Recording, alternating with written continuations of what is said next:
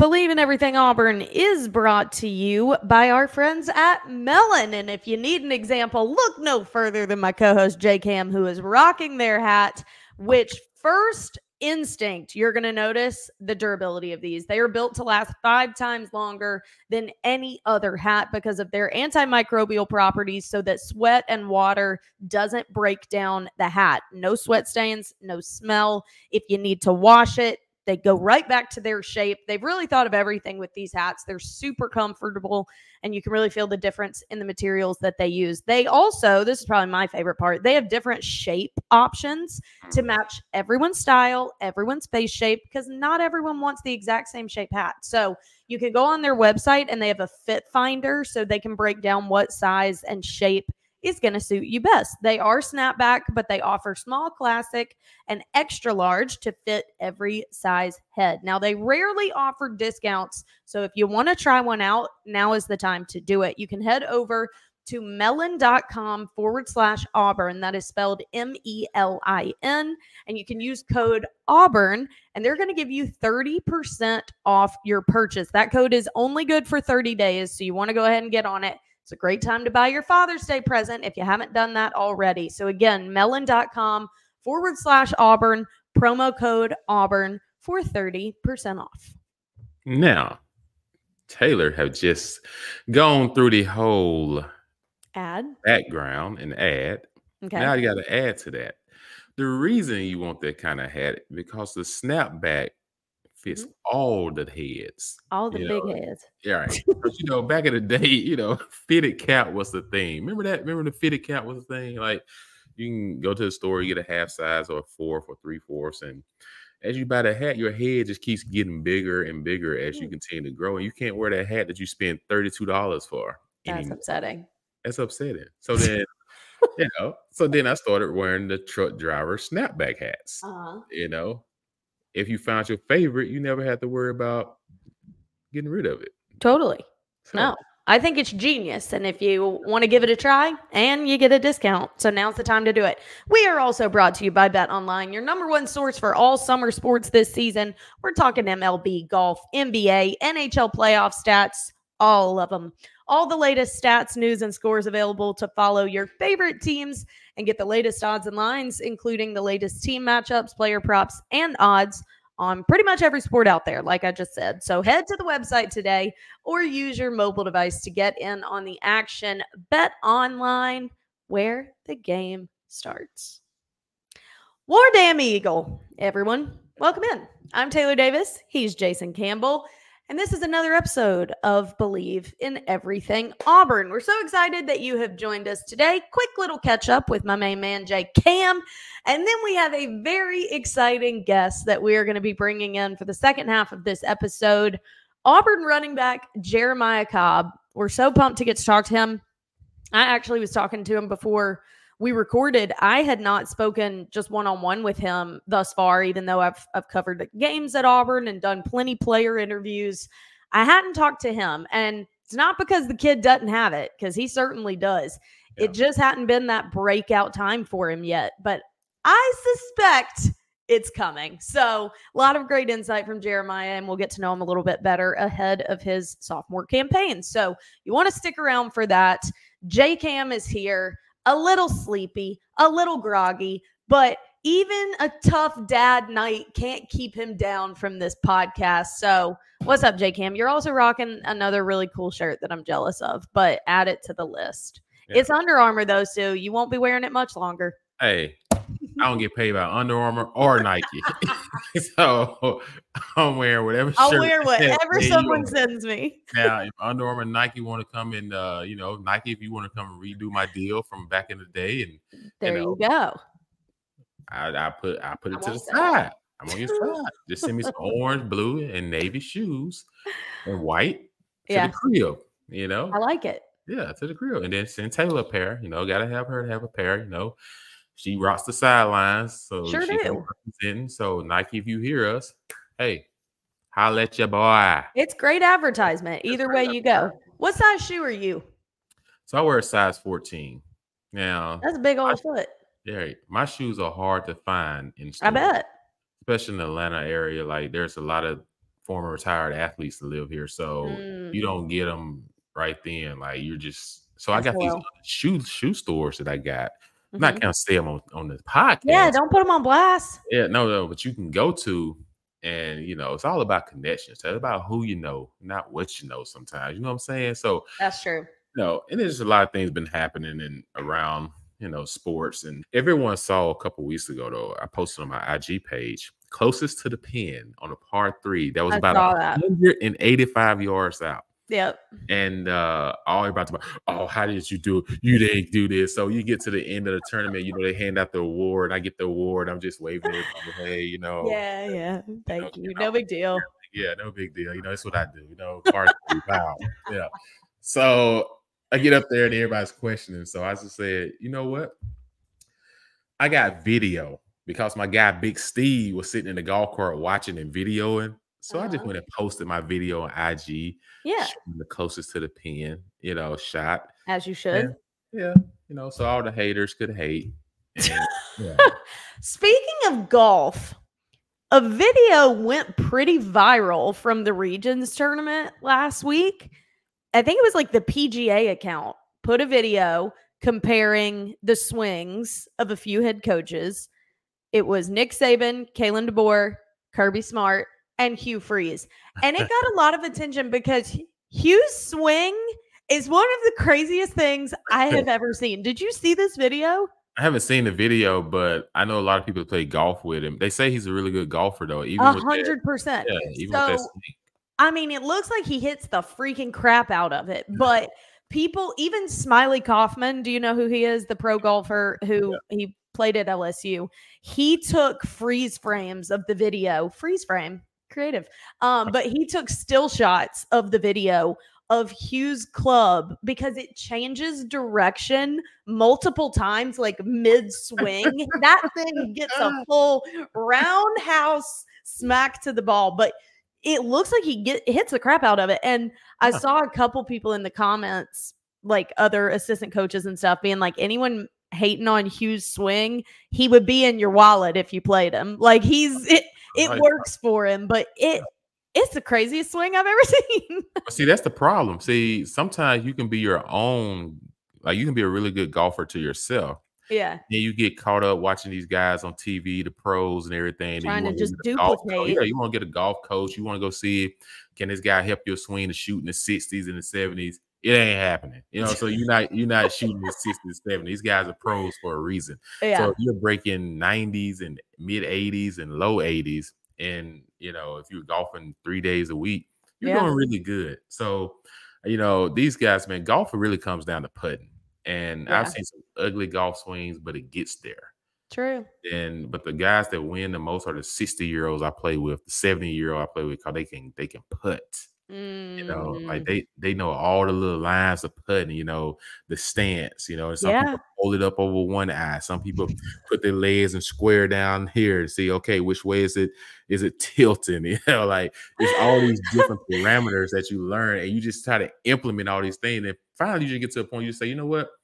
I can't do all of these things, so let me just do what I do. And that's when I started becoming a really good golfer. That's when I just started doing it your way. Yeah, Jay Cam's way. Jay Cam's way. I like it. Well, you haven't played with Coach Freeze before? Not yet. I'm trying to get myself prepared because those guys don't take it lightly. I played with Coach Prime one time, and I'm just like, dude, like, can I get some strokes? Like, you know what I'm saying? Like, you play golf a lot more than I do. Like, but they want to talk so much more and not give you any strokes. You know what I'm saying? Yeah. Can I get 5 strokes? Can I get 3? Like, no. I'm not surprised at all. I'm going to send you that video, though, because it's pretty hilarious. But I do know that Coach Freeze, he loves to golf. Not that there's a ton of time for them to be golfing these days, because coaching is truly 365 days a year right now. But he is in good company being around Auburn. The men's golf team just brought home an SEC championship. So huge congrats to them. They're day 1 into regionals. They're in the Baton Rouge Regional in the NCAA tournament. So hopefully they can make a run there as well. But bringing home an SEC title after defeating Vanderbilt. So huge congrats to them.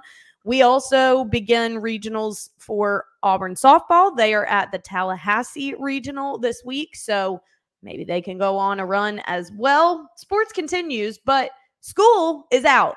We done. School is done for the spring semester. Congrats to all the graduates who walk away with a degree from Auburn. It is quiet time on the plains, but not for long. Jeremiah Cobb told me, actually, during the interview, that summer classes start in 3 days. So they will all be heading back. Do most of the players like go home for like 2 weeks and then come back for summer? Yeah, that's typically what happens. You go home for 2 weeks, and typically back in the day, we used to come after Memorial Day weekend. But for whatever reason, now it seems like they bump things up and they start classes a little bit before Memorial Day weekend. This year is all kind of out of whack. I don't know if it was because of leap year or just the way the count. Like, everyone gets 2 bye weeks this season. We haven't even talked about that because the way the calendar falls. Yeah. There's some NCAA rule that kickoff weekend, because there is week 0, and those have to be approved by the NCAA as like special circumstances, and those teams get 2 bye weeks, but that's not everyone. But the law says that official kickoff weekend cannot be earlier than the Thursday of Labor Day weekend, and this year it literally falls on that. So we are starting early, and so the way they were able to approve that with the NCAA laws is to give everyone 2 bye weeks this season, so that season is still long through the end of the calendar year, but everyone gets an extra break. It's this year in general is all kind of different. Yeah, I wonder how much of that had to do with the 12-team playoff as well. True. Trying to move things up a week because you have to add an extra week now for playoff games. Yeah. So many things that go into it. Just looking at the overall scheduling too. You got teams like USC having to travel all the way to the Big Ten. You got other teams out west having to travel to the ACC, and the ACC having to travel cross country. So I think a lot of that as well played into it from having these 2 separate bye weeks, which is a good thing because you're going to need them during these times. And, so college football is changing, college basketball, everything's changing. It's almost like we're going to a totally new era. Totally. Everything. So, it'd be interesting to see how things lay out this year. Right. Scheduling wise. Right. Another thing that we haven't talked about really, the 2 new rules that are going to be put into play for the 2024 season. One is the 2-minute warning, and the other is the in-helmet communication. Your thoughts on both of those? I like it just because, the ultimate level of the game is the NFL, right? So, and we're pretty much trending toward that anyway. Towards it. Once you start the NIL, you hire GMs, you got different people. So that's almost like minor league, right? So if you're going to gear up to play at the next level or compete with the same type of a layout, then everything needs to be transitional. So you think about the 2 minutes, like it makes sense and everything. And I think we need to get to a point where we're not changing rules every year. That's the thing. It's like for the last 7 years, we're changing rules, whether how you tackle has changed every year. Like I get the drop hip tackle, as an offensive player, you don't like that tackle, it can end your career. It ended Bo Jackson's career, totally. But defensive players don't like it because they're like, okay, we can't hit you too low, we can't hit you too high. Yeah. Like how are we supposed to tackle you? So it'll be interesting to see this year how things transition in that area. But how do quarterbacks handle the 2-minute drill? It's going to be a real indicator on some of them even getting drafted to the next level. But a lot of games, Taylor, will be won this year in the last 2 minutes. The last drive. I love it. Yeah, look at these schedules. Like, it's going to be very interesting. What about the in-helmet communication? It doesn't seem like it's a huge, change. But as a quarterback, when you go from not having that to then having it in the league, I think it's a huge advantage. And obviously, given the sign stealing and everything that we had to deal with last season, this eliminates that. Most definitely. And it also processes your time better. What I mean, like, people don't realize when I was in college, you had to spend so much time like with one of the assistant coaches after you finish all your meetings on going over every signal for every play. So you got to give for formation, signal for the play, signal for motions, all those different things. So, it's like, it's not like a person just hold up and say, hey, here's, and it's just, nope. Back in the day, it was just like, it signals in formation, then it comes in motion, then it comes in play call, all those different things. So, and then it comes in check mark alert. If you get such and such, check to this certain run. And you have to know it as a quarterback. When it goes check mark, you have to know what the alert is just from game planning during the week. Nowadays, these guys run these fast offenses. They go so fast. They don't have to do a whole lot of those things. So the fact that they're able to do voice control within the helmet really makes their time management spent more on film study and those type of things, rather than have to try to figure out, hey, let me have 4 quarterbacks over here shooting the guns. Right. You know what I'm saying? So do you have a mic in there as well? Like can the coaches hear the quarterback, or is it just a speaker that the quarterback can hear the coaches? Well, the quarterback is the only one that can hear. So the quarterback hears the one that's calling over the microphone. So whether it's the receiver coach that's getting it from the offensive coordinator, whether Coach Freeze calls it into, Marcus, and Marcus calls it into Thorne, or whether Coach Freeze go directly from his voice straight to Thorne. And then once it gets to certain seconds on the clock, game clock, on the play clock, it shuts off. So if you don't get it called by the time that it gets to certain seconds, it's usually 16 when I was in the NFL. If you didn't get it called by then, it shuts off. So your communication, I didn't know that. Can't communicate no more. So now, so could Peyton ask a question and be heard? No. So it's just the speakers. Just the speakers. Yeah. Okay. Interesting. So there still will be sideline communication. You still are likely to see quarterbacks need to run over, get clarity on something, ask a head coach something, even though he's getting calls. Interesting. You see a quarterback do this, that means I didn't hear you. Give it to me again. Do it again. Got it. Okay. Go like this, like, hey, I can't hear you. Headset working. So anytime you see those things, that just means the quarterback is not getting communication from the sideline. Gotcha. The big posters that they hold up on the sidelines that have all of the weird freaking pictures, are any of them, or are most of them, like fake? Not all of them. Some of them are just, personnel. So if you see certain personnel, that's a way for the defensive guys or offensive guys to say, oh, this is the personnel they're in. Right. Or this is their big package, or this is, it's just different things. And then offensively, sometimes it's just, it can be a little bit of a trap offensively, because you're trying to make them look at a poster and think that, oh, when they see that poster, that's what I'm saying. Like, are any of them actually distractions, kind of like a hitting coach or a pitching coach? They do 50 million of these, but it really was just one move that you were supposed to get the call from. A lot of it's smoke and mirrors. Yeah. It's real, so it's just up to the opponent to find out, dang, which one is real, which one's smoke and mirrors. Totally. So that's the game within the game, which is going to eliminate a lot of that, because you have to become creative. That's what your third string quarterback and your fourth string quarterback, you usually the guys that got to sit in their room and become creative about, hey, what's something what does this mean? With, right? But you got to go back to what you did last week too.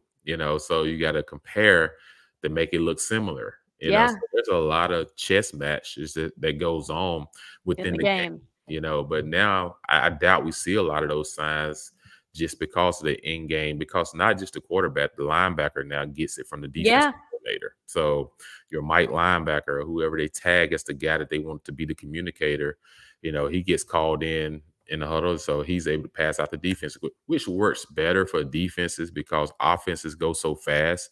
Right. And the defensive guy not looking at the sideline trying to hurry up and get the call. Right. He hears it. He just, signaling to his guys, everybody getting set. So it makes the game go a lot faster defensively as well. Right. This is why football is the greatest game on earth. Like, I'm sorry. It's just, there's so much nuance to it. And it's just, it's so freaking entertaining. You'll never be able to convince me otherwise. As far as the transfer portal window, because there is technically still time and scholarship room for Auburn to add more pieces if they so choose. Hugh was asked about it recently and said that, we're close to done if a linebacker or a DB came across our desks and seems to be a good fit, we would go that route. But otherwise, they're feeling pretty solid. So as far as you know, about the additions that we have in comparison to the few that did hit the portal, how would you grade this kind of transfer portal window for the Tigers? Yeah, I think they hit a lot of things they needed. You Mhm. came out of spring ball and you needed some defensive linemen depth wise. You had already picked up Gage Keys and Trill Carter in the portal to go along with Jason Jones. And, you got Malik Blockton, out of high Mhm. school. You got, TJ Lindsay and those guys that go along with Keldrick Falk. And then you got Jalen McLeod. And so to go out and get guys like a Key Run, out of Arkansas State, the defensive end, that was a big get to go and get, Bleedy out of Indiana and the Rates kid from USC. You added so much depth to your defensive front, which is going to need it in the schedule that we're facing and everything. So I feel like, I give them an A+ in that area, because they went out and got their needs that they needed, offensively, you needed a little bit more veteran support in the receiver room. You can't just count completely on, our young guys because they're still freshmen. They made some freshman mistakes and some big moments, but you need some veterans. So you go out and you get Lambert Smith from Penn State, you get Robert Lewis from Georgia State, you go out and get, the guy to play quarterback for Cal last year, Jackson, and you bring him over and you put him at the receiver position, which he was playing a little bit of quarterback and receiver in that game against us out there. So you add some experienced guys, you lost some experienced guys, but the guys that you brought in, are expected to play a lot and expected to show the young guys the ropes as well as while they're competing, playing on Right. So I feel like in those areas we did really well from a receiver room. You got to give them an A+ from a recruiting class and signing. Marcus and those guys did an outstanding job. Everyone asked the question. Coach Freeze was asked, I think about a week ago, why didn't he go out to transfer portal quarterback? And he said because if you didn't bring that up, I was about to. Yeah, he was like he didn't want to spend $1 million on a transfer quarterback that he's not, unless it's a guaranteed guy, like a for sure, someone. But he feel like, he likes his room that he has, and he feels like a full year with Peyton, going through off-season drills and everything gives him a better chance to win because he doesn't have to reteach the offense. And he feel like the pieces that he's put around him, he doesn't have to be a hero quarterback in order for them to get to where they want to go. He just needs to be able to manage and do things well enough to not, make bad turnovers, pretty much like be a leader. So, in that area, we didn't make any changes, and we'll see what moves forward after this year. He graduates, and then, you still got your high school guys, and then you probably gonna sign another high school kid. So we'll see what that quarterback room shapes up at the end of the year come December. But overall, though, I feel like as a team, we made ourselves competitive enough to be in the hunt. Yeah, I agree. And I don't love it, but I do feel like our schedule helps us more this year than it did last year. But, we lost to New Mexico State, never forget. So you really, truly cannot bank on the schedule getting easier and us having more East opponents than we do West. Honestly, it showed last year it doesn't freaking matter. Like, your team has to be clicking on all cylinders in today's age. And there was something that was lacking last year. And I mean, there were a lot of things, but to lose a game like that, there was something major internal that was lacking. So I'm hopeful. I really am. But it does feel like a risk to not go get a quarterback, just given what you've been shown so far and what there is risk associated with it because all these other pieces and all the potential in the world that they have, they're dependent on the quarterback play being effective. So it's definitely going to be interesting. I don't want to put too much on Peyton, but it is the responsibility that you assume as the quarterback. So I hope that this has been an off season of growth for him. I'll tell you, you're exactly right about it. People don't think about the importance of the number 2 in the quarterback position. And nowadays, everything, the playoff hopes is based off you winning games. So if your starting quarterback has to miss a game or two, you better have somebody that can get in there and that can win you those 2 ball games. Now, they're not winning by itself, but you can't have a huge drop off. Like, that person has got to be able to get in there and be able to help you stay consistent enough to win 2 games so that you don't fall out the playoff hunt. So he's right. You got to have at least, I would say at least 3, scholarship quarterbacks, that Or is the dream. play. But in this day and era, you're blessed and at all costs if you can have two, because these guys transfer left and right because they want to go play something. Everybody wants to be the one. Right. It's so true. So if you got two, you're doing really good. Yeah. The biggest thing for Peyton is not just to own the field. My biggest question mark for Peyton is leadership. Agreed. I need you to show more leadership, and I think that's the biggest thing as a quarterback, is being able to galvanize guys and get guys to, buy in, so, but it also goes with your actions. Your actions have to show them that you're bought in. You have to show them that you're, leading. So that's the biggest thing for him. If he can get into that aspect of it, then I think that'll help him. But a lot of, like you said, Taylor, a lot of memories for everybody is what you did for me lately. And that was the bowl game. And 100%. a lot of folks were very disappointed after that performance in the bowl game. And hard not to be. So, all right. So until they can get out there on the football field and shake that off and start winning some games against some quality opponents, it won't be the first game, but once you get past the first game, start winning some quality opponents that show that, this is why we decide to stick with the room that we decided to stick with. That's going to be, it's when you answer those questions. It's also just like a little unsettling because not only have, there been some question marks still associated with Peyton, but God forbid something happens to Peyton in week 1 or 2. What the hell are we doing? I mean, we see it all the time that your main guy, your quarterback that has learned and had all the years and all the reps, goes down early in season, and it is your backup quarterback that now holds the reins.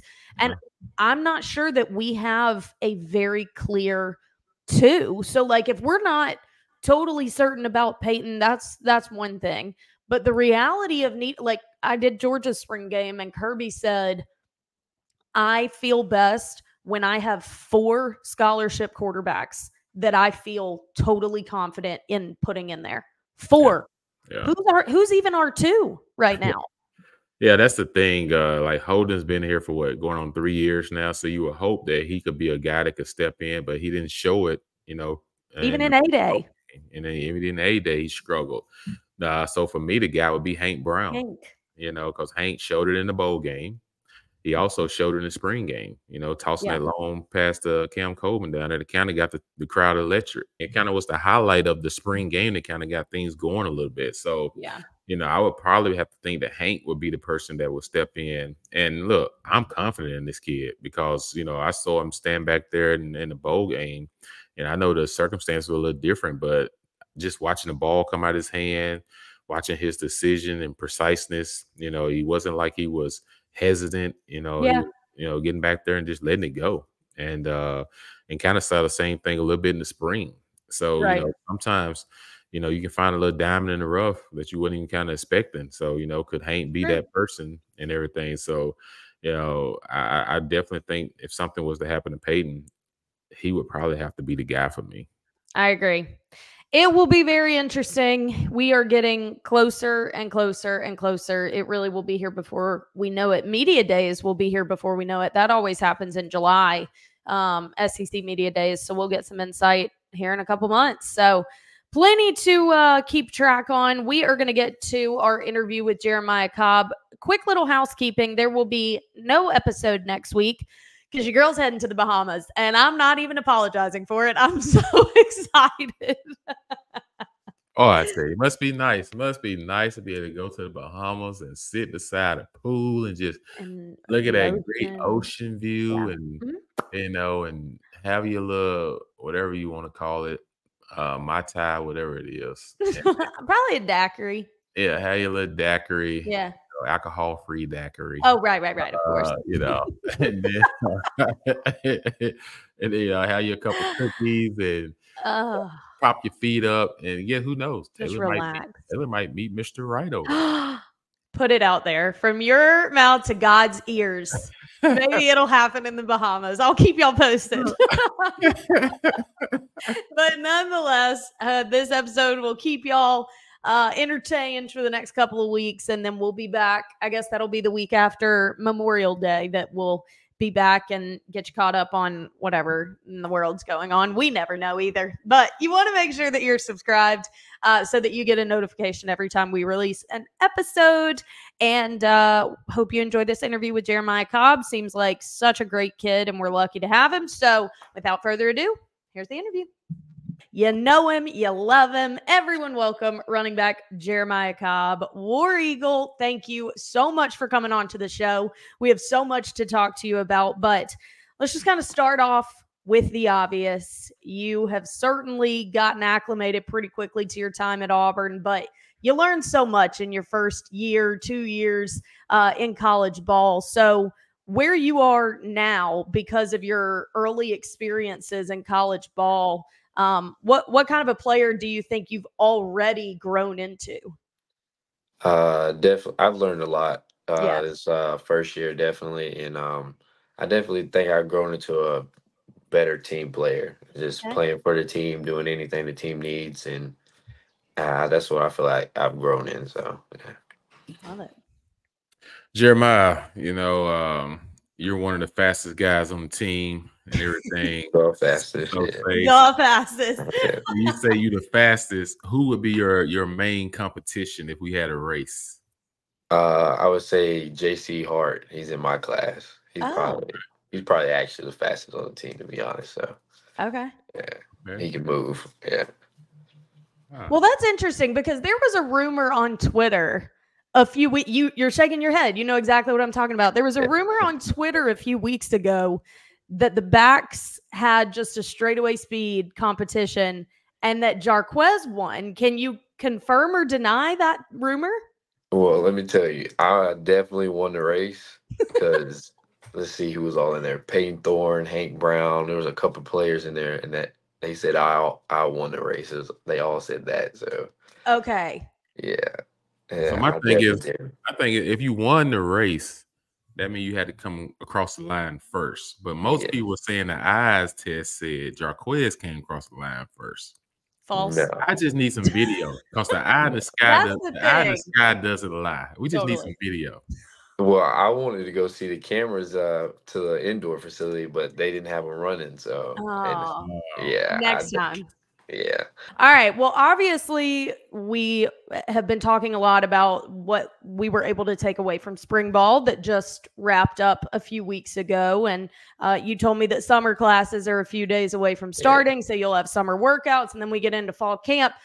Moral of the story is we'll be in Jordan-Hare suiting up to play some ball before we know it. So give us a little insight into this team and this year because every team is a little bit different, right? You can keep some of the same pieces. Obviously, Coach Freeze still being at the helm, but you really do start brand new with a new team and a new year. And I know that the way last season ended didn't sit well with you guys, and you didn't end up with the results that you wanted. So what's kind of been the attitude and the approach of this team in spring and as you get closer to summer and ultimately fall camp? You can definitely feel a change in the locker room, and then like being with all the guys, like you can definitely feel us like all coming closer. Yeah. And then you can just see the want when everybody's in the weight room working, when we're out passing, running routes and all that. You can just see everybody the want that they want to go and win. So it's definitely a big change, especially with some of the coaches too. Very glad we got some of those guys. So I'm excited. It should be exciting. Yeah, you talk about some of the coaches. You got Coach Nitz, someone that knows Coach Freeze from Ole Miss days. I've known Coach Nitz for a while, a little bit myself, playing at the University of Southern Miss when I was playing in high school in Mississippi. So got a chance to learn a little bit about his career. Talk about a little bit about what Coach Nitz has brought. He was a former running back himself. You've had Coach Cadillac, now you got Coach Nitz, two guys that's played the position. Let's talk about what he brings as the offensive coordinator to that room. Definitely just knowing like everything on the field. He knows what the routes they're running, like what the linemen, how they're moving, and he teaches all that to us running backs, and it's just very easy when we go out there to practice. So he brings that to the table, and he definitely brings the energy every day at practice. He gets out there and runs with us and hoops and hollers, so it's very exciting. You are part of a long lineage. I mean, he just mentioned Cadillac, and obviously he also played with Ronnie Brown.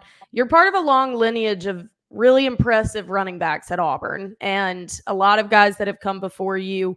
And you're part of that very quickly. You were a highly touted kid out of high school, not just the state, but the nation.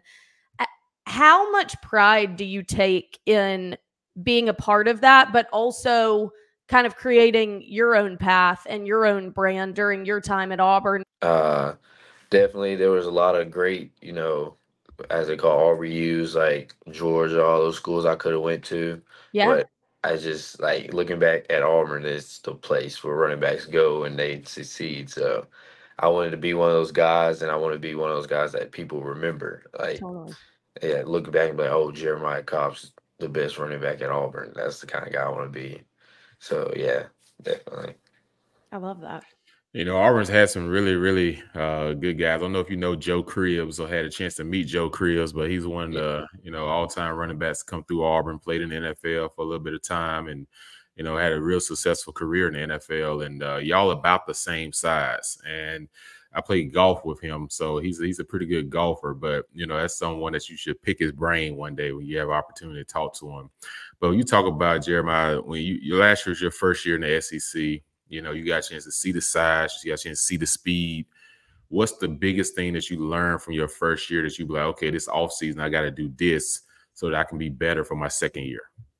Definitely knowing the playbook way better. It's Hmm. just like it makes the whole game so much easier. It doesn't matter their size, their speed.